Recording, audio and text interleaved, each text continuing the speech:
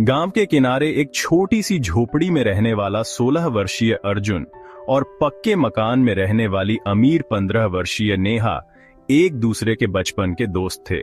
दोनों का रिश्ता दोस्ती से कहीं ज्यादा गहरा था, लेकिन इसे उन्होंने कभी नाम नहीं दिया।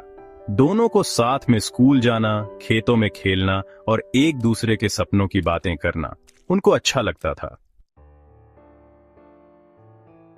अर्जुन का सपना था कि वह बड़ा होकर शहर में नौकरी करेगा और नेहा से कहता, मैं तुम्हें भी शहर ले जाऊंगा जहां हम बड़े घर में रहेंगे और तुम्हें कभी रोने नहीं दूंगा।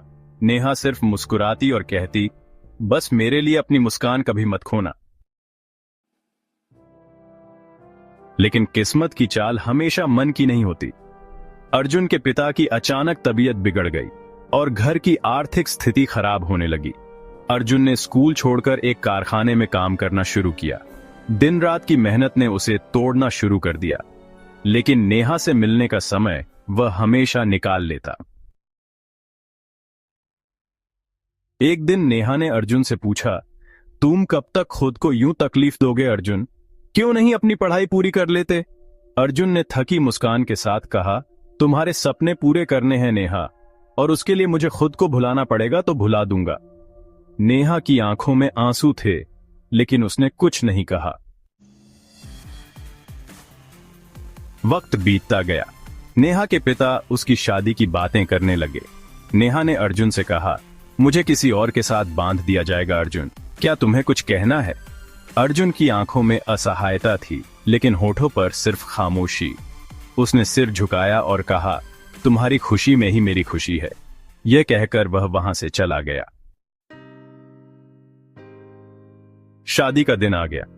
नेहा दुल्हन के जोड़े में बैठी थी, लेकिन उसकी आंखें दरवाजे की ओर थीं।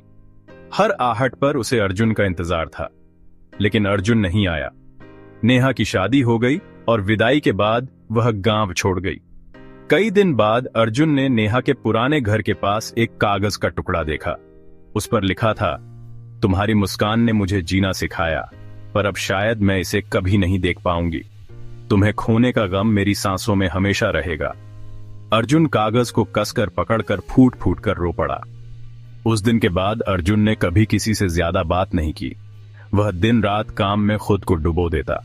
गांव वाले कहते हैं, अर्जुन का दिल शायद उसी दिन टूट गया था और अर्जुन बस एक मुस्कान के साथ सब सुन लेता। लेकिन नेहा के लिखे उस कागज के टुकड़े को अब भी अपनी जेब में रखता था, हर दिन हर वक्त। कभी कभी अधूरी कहानियां भी मुकम्मल होती हैं, बस उनकी मंजिल अलग होती है।